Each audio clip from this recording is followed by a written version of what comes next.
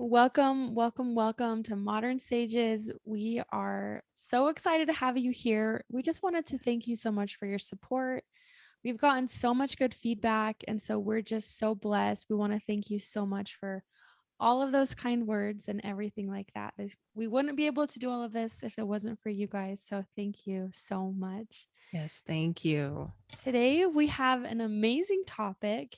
As the first season, we really discovered more about the Aquarian age and what it means to be human and how we can really kind of like master what we've been experiencing so far. And this season, we're going to really jump into the shamanic practices and the shamanic teachings. And first of all, everyone asks me, what is a shaman? Is it a religion? There's kind of some stigmas around what being a shaman means, the shamanic practices, the healing methods. So today we wanted to just dive in and talk about what it means to be a shaman, the practices, how it came about, all of those things. So we're so excited for you to join in with us.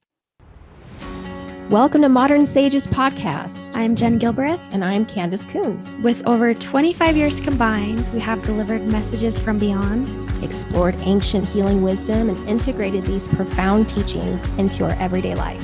We are passionate about creating new ways of being human in the modern age by integrating the wisdom of the past with the present and coming into remembrance of who we truly are. Are you ready to change your relationship to life itself? If the answer is yes, your journey begins now.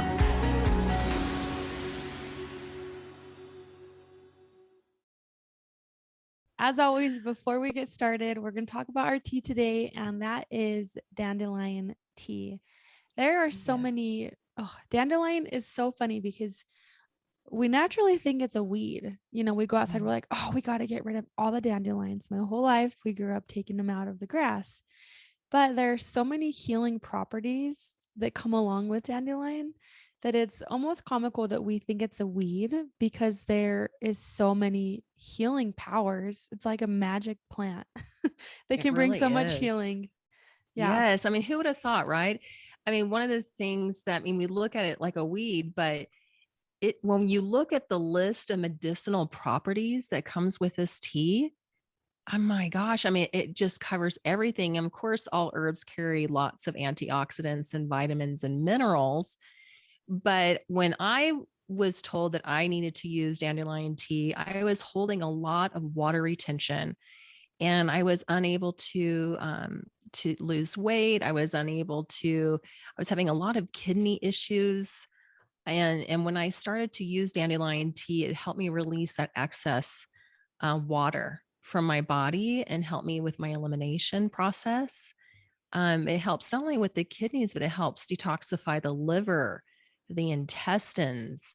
It can also help people who are struggling with colon cancer, pancreatic cancer, and especially the cancers that are connected to eliminatory, am I saying that properly?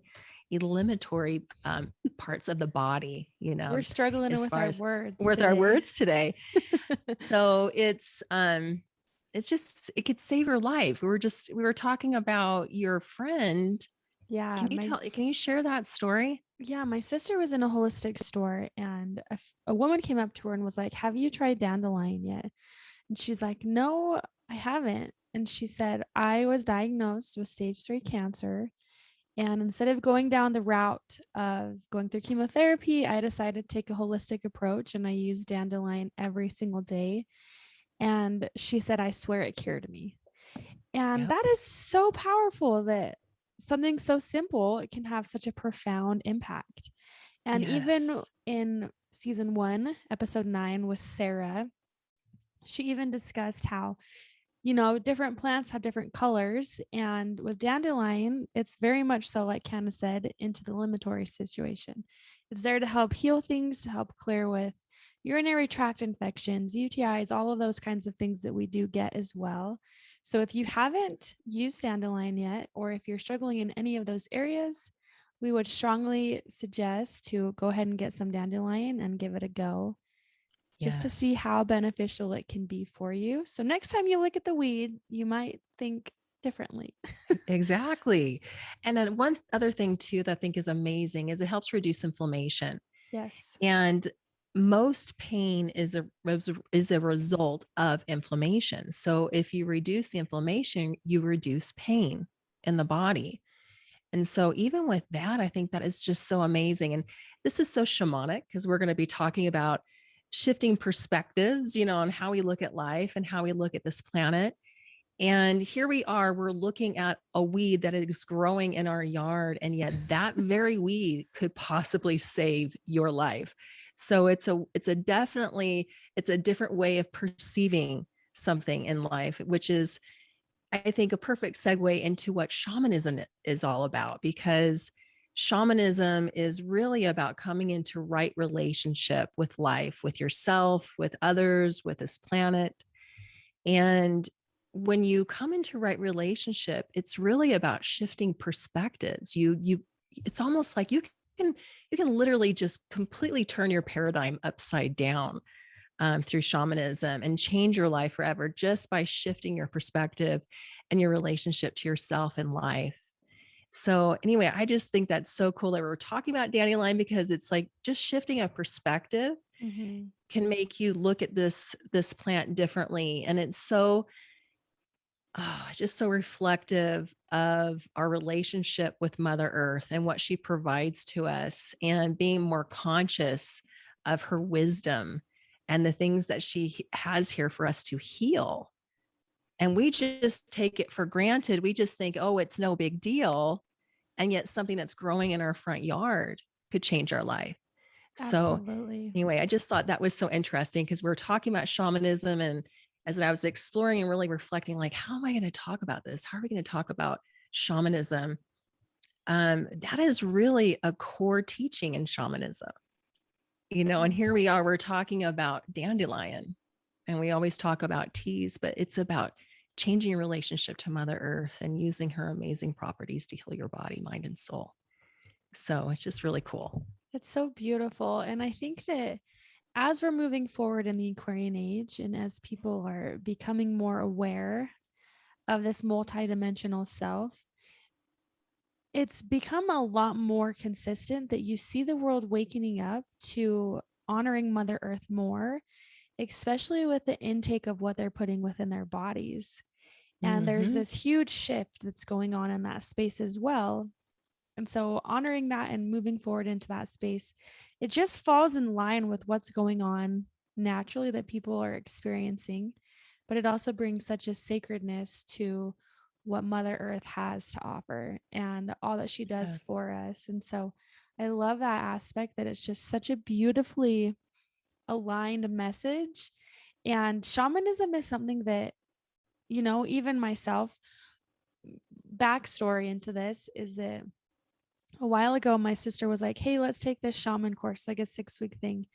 And so we took it, and I went to like a few of them, and I didn't fully understand what was going on or what I was experiencing or anything like that. I was just there because it was like, okay, this is a cool thing to do.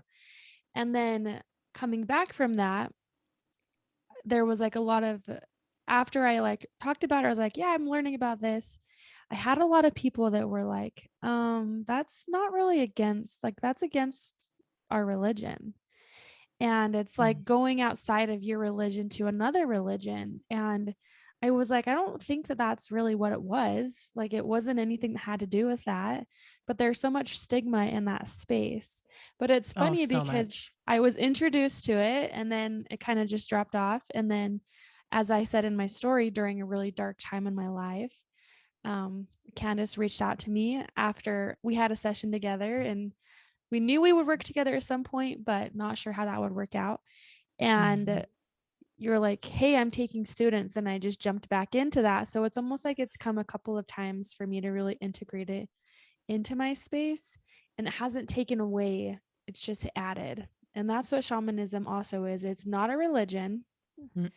It's a lifestyle, it's teachings, it's ancient wisdom, it's healing that can benefit you along with whatever spiritual practice you want to pursue. Yes, it's a healing path. It's a beauty way. And yes, it's the beauty way. It's a way of living your life, a way of perceiving life. And there's, of course, lots of tools that come along with shamanism. So it's not just a philosophy, even though there's a lot of philosophy that's in shamanism. There's actual practical tools to help yourself heal, help others heal, heal your community, heal your planet. So that's what I love about it so much, because I studied metaphysical teachings for many, many years. But it's when I came to shamanism, I was like, oh, this is good stuff. This is the bread and butter. This is the bread and butter, because not only was it changed my perspectives and healed me, but it permanently changed my life. Like I was seeing tangible changes in my life and in my body and in my relationships. And that is what it's all about, because it's like people can say whatever they want, but if it doesn't create permanent change for the better in your life, and like we talked about in the last show, we were talking about the tree of life. You can always tell where someone is by their fruits. Like what kind of fruits are they creating? How are their relationships? What is their environment? Are they at peace? And I felt like when I came to the path of shamanism, it helped me create a fruitful life. Mm-hmm. And I became so much happier. Like there used to be such a longing and sadness in my heart. For many years, I struggled with depression, and it was gone. And it hasn't come back. So I would never stand behind something that I didn't know to be true for myself. I would be living inauthentically and out of my integrity. That is not the person that I am. That's not the person I choose to be in this life. I want to live a life of integrity. And so this is why this worked for me so much, because I can only try it, and I did it for myself, and I trained with an Econ shaman for a couple of years, and then I started using the tools to help others. And I'm seeing all this change, in my life and the people around me. And so I just feel so blessed. And I think it's so funny because spirit does that, right? Like your story, you're like, it came around again and again. Spirit will always repeat things that need to come into your life, at least a couple of times, 3 times. I always talk about the magic number of 3, but they'll repeat it. They'll say, you need to look into this. It's like the spirit will give you these nudges. Absolutely. And I think along with that is upholding the respect as to where it came from, is that ancient healing wisdom. Is a lot of times there's also this space of like, oh, but you're not Native American. How can you be practicing these practices? Right, which is a huge misconception, because it actually originates from Siberia. From the Tungus people of Siberia thousands of years ago. Shamanism has been around as long as people. Yes. It's old, old, old. And it's this earth-based wisdom teachings that you're talking about. Yeah. And we talked about this in our last podcast too, but throughout records in all different places in the world, there was ruins, there was hieroglyphics, all of this information, or even people who were buried and they found those burial sites and they might have had a cloak on, or they had different things that were very symbolic that in the past shamans used for their rituals. They were found in those things. They would find these bodies, they'd have all this stuff there. And knowing that is like, there is that wisdom that's rooted everywhere throughout the world, all over the world, without having any form of communication. So that just shows also the power that comes within it. And I feel like it's so important that we do honor and respect where it did come from, because there were people who lost their lives in honoring and upholding all of these traditions. So true. We keep this in a form of respect because it has been such a healing journey for us as well as for other people. But we also know that a lot of people sacrifice a lot to keep it pure and to keep it honest. And so I feel like that's something that we also do uphold. And one thing that you've definitely taught me, Candace, is especially when it comes to ceremonies or like fire ceremonies or different things, is following the tradition of how it came. Yes. It might be easier to do it a different way, but when Out we of follow respect to the your respect, ancestors. it brings more power as well. It's so much more fulfilling, and the energy of it is so palpable. And so holding honor and respect for the ancient wisdom is definitely something that we think is extremely important, and is something that we keep on the forefront of our mind often as well. Yes. So we just addressed two major issues, right? Because first of all, shamanism is not a religion, Mm-hmm. and it's not just a philosophy, it's a healing path. The other thing is that shamanism is not Native American, exclusively Native American. Shamanism has been around since the beginning of time, since for as long as people have been here. And the word shamanism actually comes from Siberia, from the Tungus people of Siberia. And so this is even that term. And yet there's so many misconceptions. You're like, shamanism is Native American.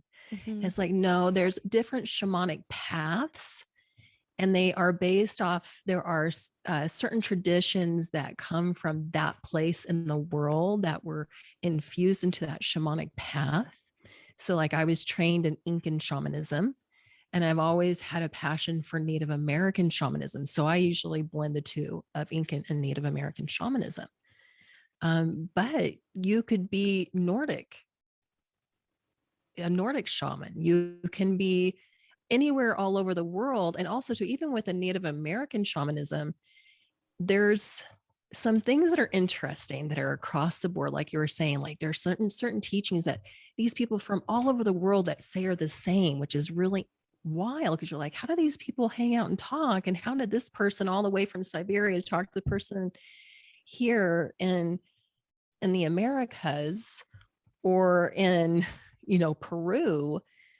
But truth is truth, right? Mm-hmm. But there is some variance depending on your culture and your location. And this is one of the things that we talked about when we were talking about creating sacred space, because sometimes they'll flip the elements, with West and South, depending on, with the Native American traditions, depending on where you're at. Like where were you at geographically? Were you in Peru in South America? Were you up here, from the Sioux Nation, or were you from the Choctaw? It just depends on your geographical location. But the basic principles are the same. And they're all earth-based. They're all very connected to Mother Earth and the fact that she is in a consciousness, she's alive. And having that respect for her is central to shamanism. And you look at what are the number one killers for people these days? It's heart attack, stroke, okay? Cancer. There's been this deep disconnect to Mother Earth. And because of that, that's also our connection to our bodies, because our bodies represent Mother Earth. They represent the earth in which we live in. And when you don't have this respect and love, you mistreat it. You don't put the proper things into your body. You don't recognize your connection between yourself and Mother Nature and Earth or creation itself. And when you do this energetically, emotionally, spiritually, and it will eventually manifest into the physical body. This is the way that energy medicine works, because we work on an energetic level. And this is what shamans do. They work on an energetic level. And those energies manifest into reality. And so it's so interesting, right? It's like you look at our number one killers, it's like we're being called to remembrance. We're being called back to some of the old ways, because we need to remember that not only are we eternal spirits, but there's also consciousness within everything that's around us. And that is what establishes right relationship again. It establishes balance, which is the other thing that shamans are in charge of or what they look after is how do people come into right relationship with themselves, with others, and with creation. They're always centralized around that concept. How do you come into right relationship or balance? Right? Absolutely. So, of course, as Aquarian in the Aquarian age, as multidimensional beings, we're being called back to this, Mm-hmm. right? Yeah. Because it's about establishing that balance. Yeah, we're reclaiming those truths that are innately, deeply within every single one of us. And I just love what you said. I think it's so beautiful. That is so powerful, is knowing that Mother Earth has that relationship. She has that function. She has that frequency. And everything around us is the same. And we can communicate with Mother Earth. We can communicate with this energy of where we're coming from, is we can have messages come to us through animals, through the clouds, through trees, through plants, through everything. Is we're not separated from Mother Earth either. Is that this force of energy, this love, this light, like we are here to be with her, but there's no difference. We are connected. And I love that aspect because I found that in so much of shamanism is honoring that divine deity, but also showing that we're not separated. We are balanced with Mother Earth. The trees that we see, that's part of who we are. We're a part of Mother Earth. It's not separate. And I think that shamanism really teaches that reverence and that deep connection with Mother Earth, and truly being reminded that we're not this meat suit, nor do we have all of the answers, nor should we think that we do, because that's our mind holding us captive versus surrendering to what Mother Earth has to offer. Oh, yes. Connection.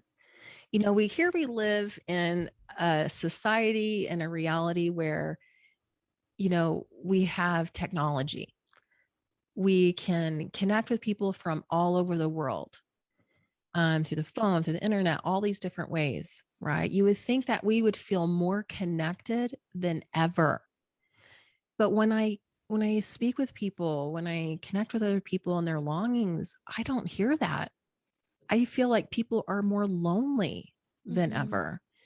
And so people long for connection. And what I think is so beautiful about the shamanic path is that it wakens you up. It just wakes you up to the reality that you have endless opportunities for connection every day. It's just that the ideas of what that needs to look like needs to just blow wide open. It needs to expand, because nature is longing to connect with us as well. It's not just us that's longing for connection. I think that we're all longing for each other. We're all longing for that reverence, for that respect, for that connection. That is the most beautiful part of shamanism that has changed my life, because, and I'm like, it's called the beauty way for so many different reasons. But isn't it beautiful to know that you have endless opportunities for connection every day, that it's just waiting to connect with you, whether it be Mother Earth or the animals or the plant kingdom or the mineral kingdom? There's so many opportunities. So many. I love that. I think even And the dimensions. Yeah. We haven't even gone there. Absolutely. That'll be a whole subject in and of itself. Yeah, exactly. I think even in that space, I'm even going back to just the history, or in the olden days, or even in other places in the world that maybe aren't as civilized, is they have this person they can come to, and it's these deep wisdom teachings that are passed down. And in some cultures, it takes them like 15 years to have all the wisdom bestowed upon them. It's someone that the community can go to be reconnected, or to bring balance to their physical aspects, their emotional, their spiritual, and their mental. And that might be through herbs, where they're like, hey, you need to take these herbs, or they're connecting in, channeling from the other side. This has been something that's been there throughout all this time. And it hasn't been, they've relied on them for teachings, but they were like the wisdom seekers. They were the person that people would go to, and it was passed down. It was this beautiful blessing that was passed down. And they would go there and they would receive that guidance and that information. I'm learning all about runes right now, but even in those areas in the Nordic situations, is they had those shamans who would pull runes. They would do things like that. They would offer herbs, and they would help them remember that there's so much more than this journey. And maybe someone is experiencing heavy heartbreak, and they're saying, hey, here, let me help you with this. Let me help bring you outside of this experience to remind you that you're here learning. It's not who you are, it's what you're experiencing. And I think that's a big part of it, is that wise wisdom that those teachings bring. And as we have more access to everything nowadays, it can feel like, who do you go to? What do you trust? What do you experience? How do you hold that reverence?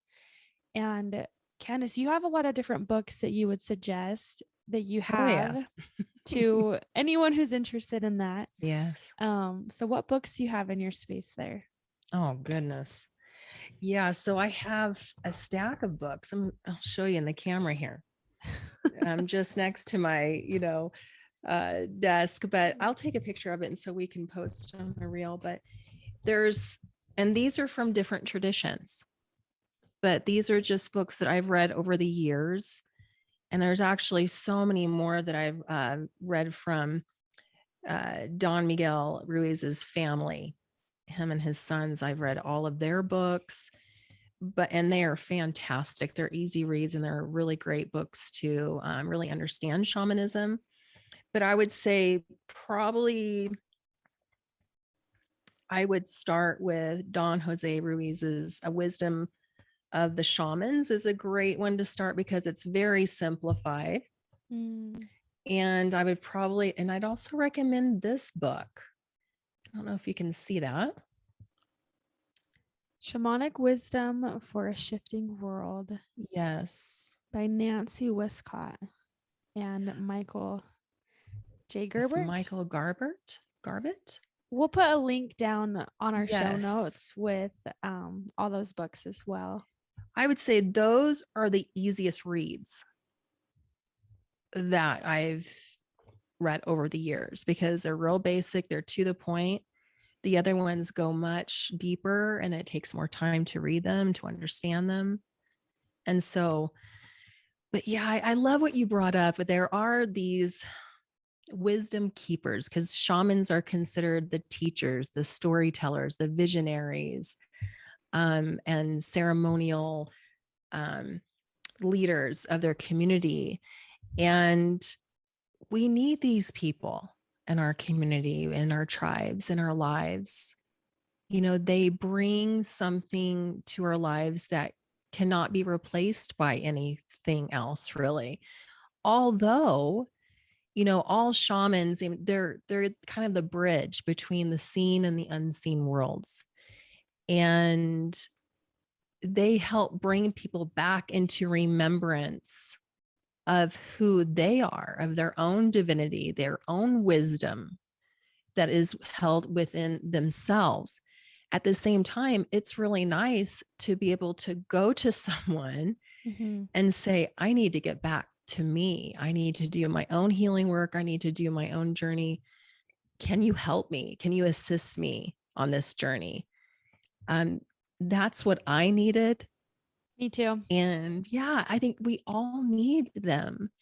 And it's important that, and hopefully after this show, people will understand that this is not about pulling people away from their religions or from their belief systems. It's just that, and because that's all necessary too. We need those wisdom teachings from our ancestors. No matter what religion you come from, those books are there for like roadmaps on this human journey. And we want to embrace the stories. We want to embrace the teachings and bring them into our heart. And it's beautiful and it is helpful and we need it. But we also need this. We need the healers and we need the teachers and those who assist us in coming back into balance with life and our relationship with life. For me, what happened when I became a shaman, and a lot of people were really confused by this, right? Because I spoke about this in my personal interview, because usually people were Christian or they had a faith, and for mine, it was LDS. You and I both come from the LDS faith. And then they explore outside of their faith and they explore these different paths at certain times of their lives. And then they feel pulled and guilty, like they're being pulled off the path and all of this. And which is really sad because it's a complete misconception. But it's interesting is not only is it a misconception from people on the outside, but even the people who go on those paths, they feel guilty, like they need to choose. They will pendulum because of their own ideas of what that means about them. It's really interesting. But anyway, but with me, my family background is Christian in the Midwest. I grew up in the Midwest, but I trained with this shaman, and then I got baptized into the LDS faith after I became a shaman. It's like, well, people are like, why did you do that? Why would you do that and go back into a faith? And I was like, for me, because of the healing work and the journey work and me exploring the dimensions and meeting with those from the upper realms personally and having these personal experiences, I couldn't deny that those things existed and that they did not have an influence on me, because they did.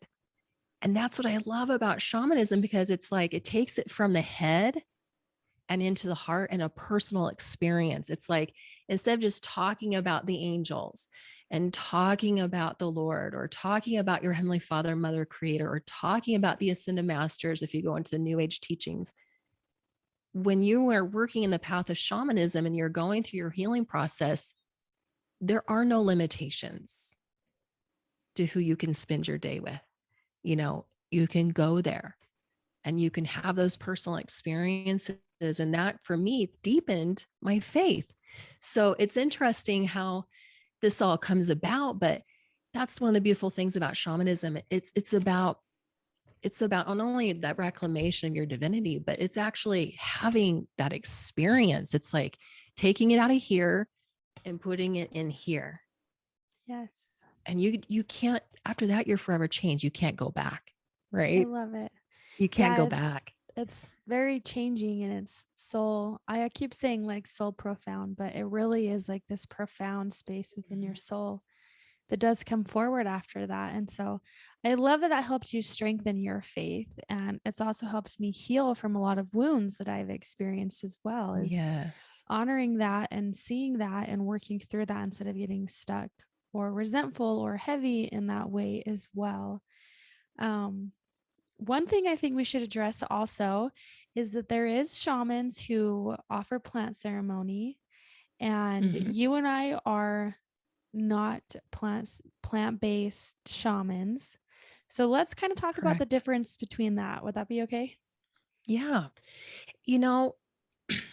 Like I was saying, there's many different forms of shamanism, depending on your geographical location, depending on the wisdom teachings that were passed down to you. And these medicine women and men, these healers, come from all over the world. And some of these medicine men and women or shamans use plant medicine, like ayahuasca, for example. There's others too, and they've been doing this since the beginning of time with peyote and everything else. But they'll use that in order to go into altered states of consciousness. And that is one path. It's not all of the paths. It's just one of the paths. And we talked about this the last time when we were talking about journeying, because journeying is core to shamanism. It's this exploration of your multidimensional self. It is the core part of shamanism. You can have these altered states through correct training and practice without taking plant medicines. At the same time, it's not for everybody. You know what I mean? Like the path that we took was right for us, and it's right for people that we assist who are not interested in doing that. But at the same time, it's not for everyone. Like there are some people that need the plant medicine in order to heal or in order to go into those altered states of consciousness. And their spirit is calling them to go in that direction. And I fully support whatever people need for their own healing and Absolutely. remembrance, but it's at the same time, it's a different path. It's not the path that we do. Mm-hmm. So it does, but automatically people always say that to us like, oh, so do you do ayahuasca? Do you do this? And I'm like, no, I don't. But they automatically assume that if you're a shaman, you do plant medicine. And that's not necessarily true. Yeah. And I think also kind of breaking the stigma too of that plant medicine is when you're working with a shaman who's highly trained, who honors and respects the plant that they're using for ceremony, it can be a very beautiful healing experience, And research has shown that someone who maybe has gone to talk therapy for 8 years can have a huge, profound experience or change in their mindset and the waves of their brain and the chemicals in their body within an 8-hour journey of plant medicine. And so there is reason that people do partake in it. And there is obviously the good and the bad, that's within everything. And so even just putting light in that space is that in the olden days, they didn't have painkillers. They used plant medicine, they used plants to heal their bodies, to live off the land. So more than likely, most people also experienced some kind of plant ceremony in the ancient times. So it doesn't have to be bad and wrong. Exactly. And if someone is drawn to working with a shaman in that aspect, then that's beautiful. But we would also suggest to go with someone who has that reverence, who has that proper training. Amen. Because you don't want to get stuck in a different realm or not fully come back into who you are while discovering or bringing yourself through these practices of exploring your multidimensional self. And so just kind of putting a plug in that is it's important to understand that. And we do honor and support whoever's journey that may be. But also it's really going with someone who has that wisdom, who has that reverence and that respect. It concerns me when people go to plant medicine ceremonies without a trained shaman. And this is not someone who goes for a couple of months or does a certification course or has done it themselves and now they do it out of their apartment. No, like you need to go to someone who's been trained for long periods of time with families who have passed it down from generation to generation. Because, and this is something that, I've talked to a couple of my students about because they've explored this idea with cannabis even, and with ayahuasca and with peyote, and there's some other ones too. I'm forgetting some of the other ones. I don't even know. There are even mushrooms. Now, Mother Earth created all these things to heal us. And there is consciousness, a plant spirit. And this is what's so funny is a lot of people are like, oh, there's a plant spirit and plants. Yes, there is actually. There is. And it will backfire. Just like dandelion. Yes. There is healing property in a weed that we view as a weed, and it could literally help someone cure cancer. It's like you need to approach these medicines, these plant medicines with reverence and respect. Even cannabis. I don't believe that we should just do it recreationally and not be thinking about the fact that we're working with a wise spirit. It's important to connect with that plant medicine. And what happens is when you don't respect powerful plant medicine that's been put here on the planet, one way or another, it will backfire on you. It'll come back to hurt you or and create damage to your life. If you approach it with respect and reverence and really use its medicinal wisdom, how the chemical changes that happen in your body, but there's also teachings that come if you listen and slow down. Just like when you connect with trees, if you relax and slow, you can connect in with the wisdom of trees. You can also connect in with the wisdom of your plant medicine. and really go, I am approaching this with respect. Will you teach me what I need to be taught? These are the areas that I need healing. And then just wait and listen for the answer, and you will receive answers. Absolutely. And so a lot of these people, when they're just there to have a good time, I am still like, oh gosh, what they're doing actually is not only will it backfire, but it creates weaknesses in your energetic field. And when you create weaknesses or holes, you're more likely to have tag along energies attached to you. And what they do when you have earth bound energies that lost their lives through addiction,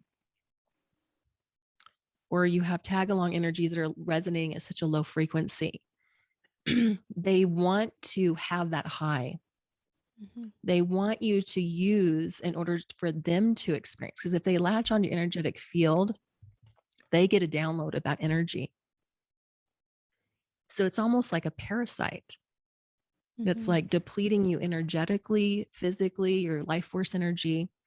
And that's what happens when we abuse plant medicine and abuse substances in general. We create weaknesses in our energetic bodies and our physical bodies too. So there's a lot of long-term problems that you can have if you don't approach plant medicine correctly. And this is what shamans who've been trained properly know.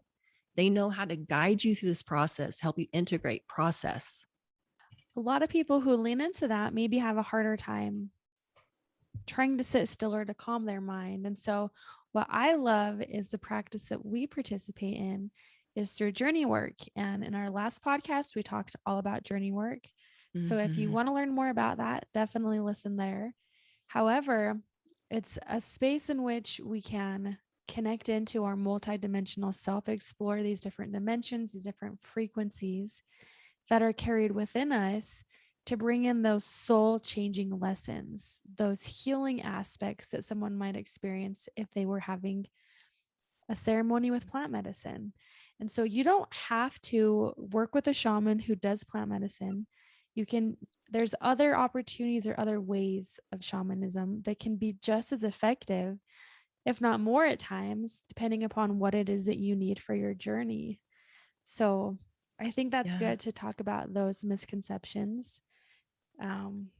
Yeah, it's pretty powerful stuff though. Yes. I'm so glad that you brought it up, because I feel like in order for us to move forward, one of the things, we're all healing from a massive witch wound, where we've been shamed and we've been domesticated to believe that we can't trust ourselves, that we can't trust the inner wisdom that is inside of us.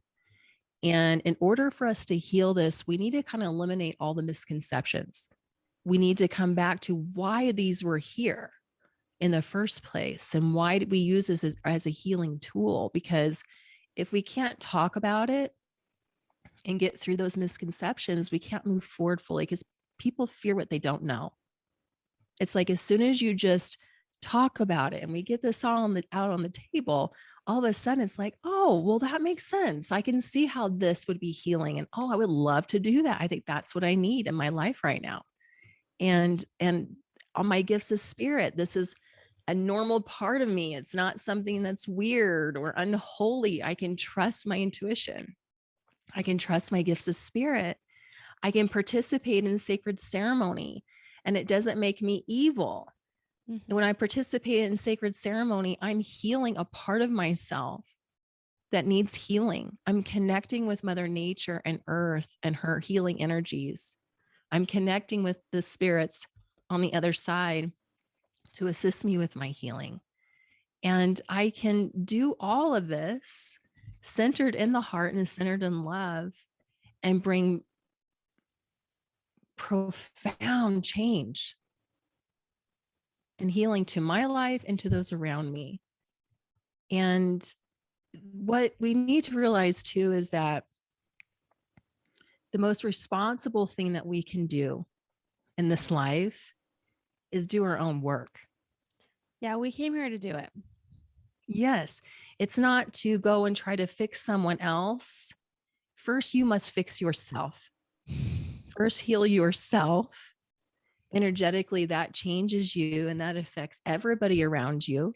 And then go outside and help someone else do the same. And the way you help someone else to do the same is by saying, this is what worked for me. It's not saying, oh, you should do this. I don't have to do it. You should do it. You have a lot of problems. Get them fixed. Be perfect. Yes. If you believe that, something's wrong with you. And that's too what I love about shamanism, because it is the path of ultimate accountability. It's like, it's not just, it's connection. It's coming into right relationship and balance. And it's ultimate accountability. You understand that you are responsible for the life that you're creating. Mm-hmm. There is no out. And so it brings such a healing power. And I love how you said accountability. I just feel like it helps us unlock that medicine within each and every one of us. And it was so funny because I spent almost a year and a half working with you. And I didn't quite understand all of it until we came to our last retreat, where I was journaling about this medicine. I'm like, I don't even fully understand that concept. And I had been studying it for like a year and a half, which I don't know how I didn't fully understand it, but it was like understanding the medicine that each of us bring, that we can connect into this ancient wisdom, but yet there's something that we each bring to the table. Just like you said, in different parts of the world, they have these different truths, these different things that they bring forward.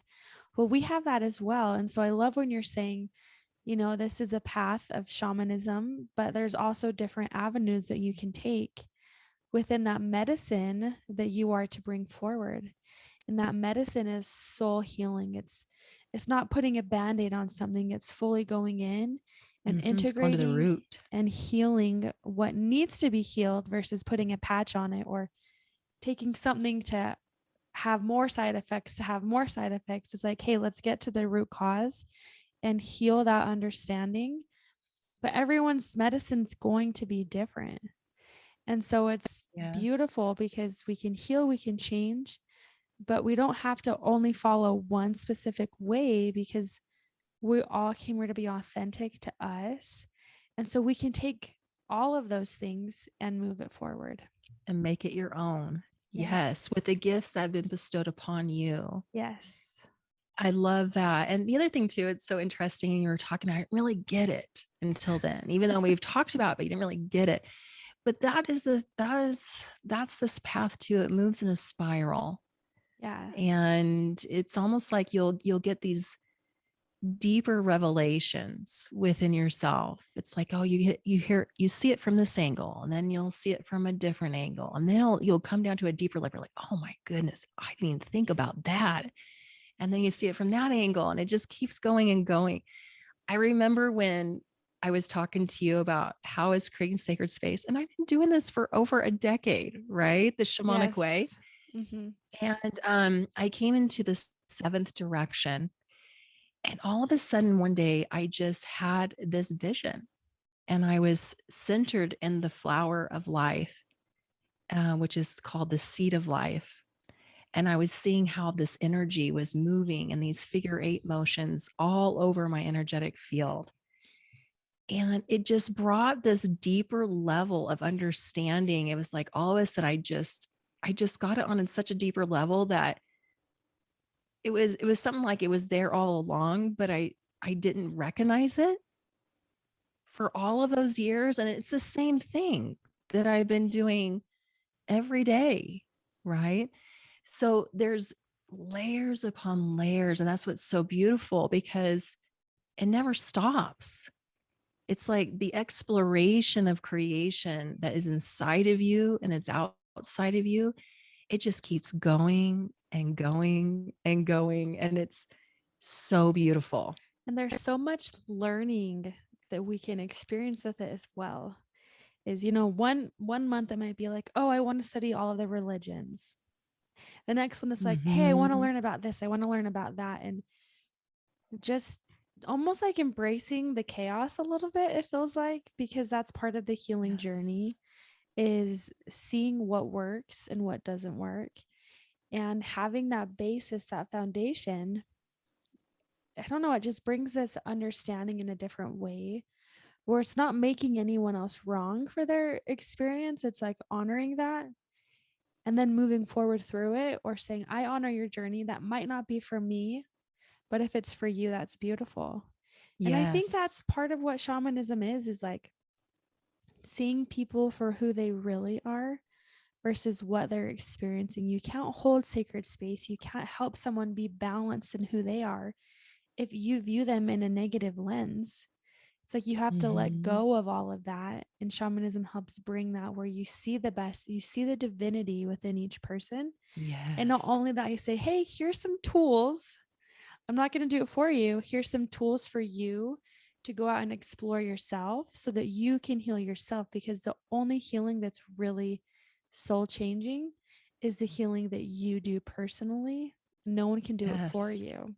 And so I found that Yes. shamanism is a tool, it's a path to help you heal, but it's your accountability, it's your responsibility to heal. There's Yes. just opportunities and tools to use in that journey. Absolutely. Beautiful. Yeah. And a lot of people get confused, when I'm training them that, because I mean, I'll be sending them all kinds of stuff, recommendations to watch this video or that video, read this book or read that book. But the reason I'm doing it is because in order to come into right relationship to not only yourself and your multidimensional reality, your physical body, your emotional body, your mental body, your spiritual body, there's many different areas that we need to look at. Mm-hmm. And then you have to come into right relationship with your community, with your humanity. And this is why it's so important to study world religions and why it's important to dive into all those other things, because when you understand, you don't fear it anymore, right? You're able to find the common ground. And that's what shamans do, is they unite. They do not divide. They don't create more division. They create more connection. And so when we understand people from where they're coming from, and we can find the commonality, not talk about the differences, but find the commonality, then we create connection. We create resources and opportunities to heal, to bring understanding and wisdom into all areas of our life. And then we talk about Mother Earth and we talk about herbs and we talk about all of that and coming into right relationship. We can't come into right relationship with those things if we don't understand we're dealing with a live consciousness. Yeah. And so, and then coming into right relationship with the divine. This is a part of you. This is why it's so natural. And why we don't need to, we can do these, come into these altered states and we can journey, we can do all that because we are spirit. We are infinite spirit. This is the most natural thing in the world for us to do. It is. It's very authentic. And so it's like, it's just knowing how to do it. And so a shaman kind of gives you a key. It says, let me show you how to get there. And now that you have the key, you can do it whenever you want. And I love that about this path because, it's like that old saying when you say you teach somebody to fish or you fish for them, you provide food, or you teach them how to fish so they can fish for themselves. Yeah. I feel like the shamanic path is that, because you may have a shaman to help bring peace to the community or to yourself.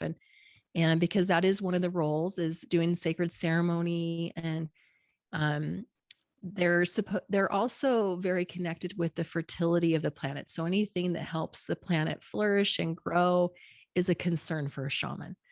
It's coming into right relationship with yourself and with your community. So they may do sacred ceremony for yourself, but they may also do sacred ceremony for the community, to the community to heal, maybe after a traumatic situation or something that happened within the community. They'll do a sacred ceremony to bring healing to their communities.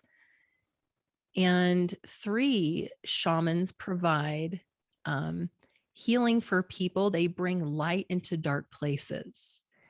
So they help clear out. My shaman called it, she's like, I'm an energetic janitor.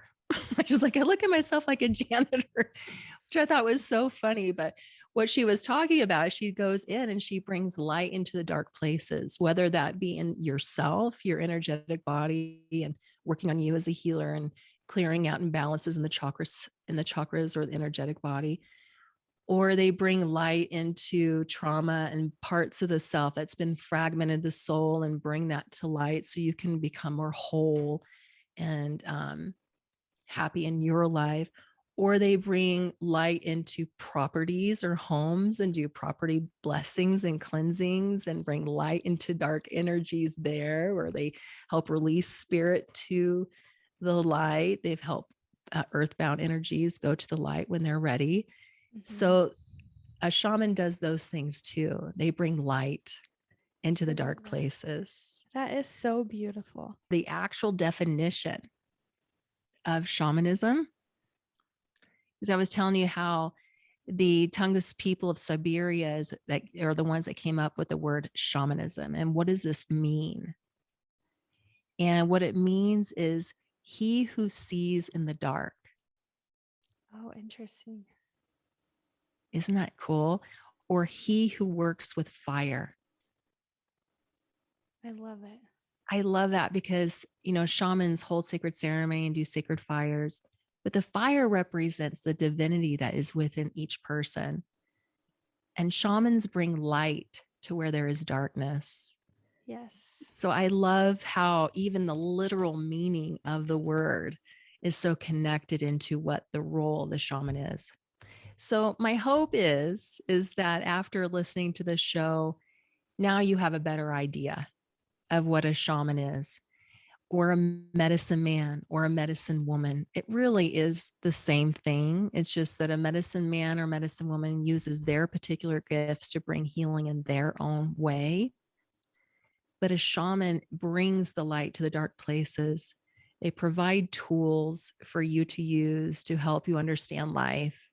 They help you establish right relationship and balance in your life. They help you reconnect and find your connection with all things and with all of life. And journeys are central to a shaman's work. And so when you work with a shaman, you're going to be doing a lot of journeying.